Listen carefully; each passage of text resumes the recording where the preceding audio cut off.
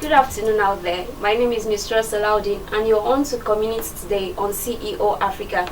Today we shall be discussing with a very special guest who will be telling us about his personal life, his political career and his professional career.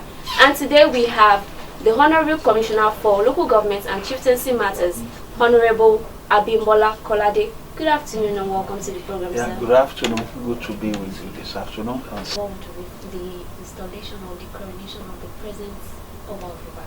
Yeah, of course, that's the major, that's the major activities of the ministry. Yeah, of course, you know that the Olubadan is a foremost traditional ruler in the state, and of course, when the President Olubadan, about a year ago, when he was to be installed, yes, the ministry actually take active role. It's expected of us in any way. The ministry actually took active role, in the installation processes of the new Olubadan. Thank you so much, sir. Now, at the end of your tenure as the commissioner, what aspirations do you have planned for the future? What other political moves do you plan to go into? Yeah, well, like I mentioned earlier, I've been involved in politics since 2002. I've aspired and I've contested election before. I've aspired in the past to go into the State House of Assembly. I've aspired in the past. I was a candidate for the House of Rep at the time, and this last election, 2015, I came out to fight for the seat of Oyo Central Senatorial District, right? And well, I believe that like the wife of the president's slogan, "Official assured."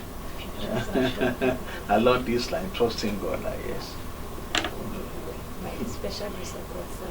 Now, would you want to move over away from the political arena now into your personal life? How do you juggle official duties with the home front as a father, as a husband? How do you juggle this? Do you have time for the family, or how do you juggle it? Please just enlighten us. Yeah, thank you very much. Yeah, if I say that it's easy, I'm telling a lie. Really, it's really not that easy. But thank God for my wife, the kind of the woman that God gave me. As a wife, in fact, jokingly, many times I will even say that she is the politician, I'm the one acting it. Many times. Unlike me, my wife had grew up in politics. Yeah, because her own father was in politics. So she was born into politics. So her father was in politics, I would say. And she's familiar to the terrain of how the life of a politician is run. So that gives some good pedestal for us to at least, and good understanding on her own side. And also, but personally, I make sure that I create time for my children, for the family. Many times I will still come home to ensure that I took the children through their homework and assignment, especially mathematics, and make sure that I made myself available for them. But good enough also, the children also, they understand the kind of nature of the duties and responsibilities of their father. They know that yes, this man is in public life, and as a result of that, they know the kind of how people must meal around him and all that. But to cap it all, I think God is being faithful. Thank you so much, sir. Now, looking at your achievements now, would you say that you have actualized your dreams? No, far from it. Yeah, I thank God for the journey so far. Yeah, thank God for the journey so far. Yes, but I believe that the future is still open, is still great, and one keep trusting God to uh, uh, uh, uh, to take one to where He has proposed, for this life. So I wouldn't say that I'm there yet. I'm just a commissioner. So I wouldn't say I'm there yet. Yeah, Alright. but then we believe God for greater Progress things of and what's greater to come. opportunities in the future. Alright. Now, what advice and motivation can you give to youths out there who are also aspiring to have the same form of success that you are actually enjoying with? Yeah, thank you very much. Uh, Life does not give you what you deserve. Life only gives you what you demand. So and I always say to the youth that you need to place a demand on life. I'll tell you a little story. While we were young, I think in 1976 or 1978 thereabout, my father brought me, one of my uncle was there in the University College Hospital as a medical student, and he brought us to Ibadan from Oshogo and took us to the university campus, that's UI. I could see the environment. Then we later came to meet my uncle in his house, in his hostel, ABH. ABH is still there now.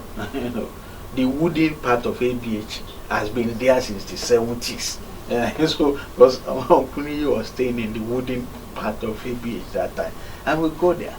And I saw the life of a university student.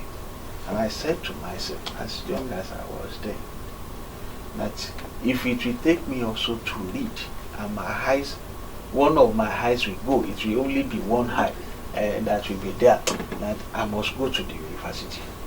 Yes, if this is the way they enjoy in the university, because that time also, yes, they are studying, but the enjoyment is there, because we got there a whole chicken that time on the plate of rice, another, and you could take ice cream as many as you like and everything. I say, oh, and most time also when all my uncles will be coming home, two of them, one was studying geology, one was studying medicine, and by holiday period when they are coming home with so much milk and the rest of it.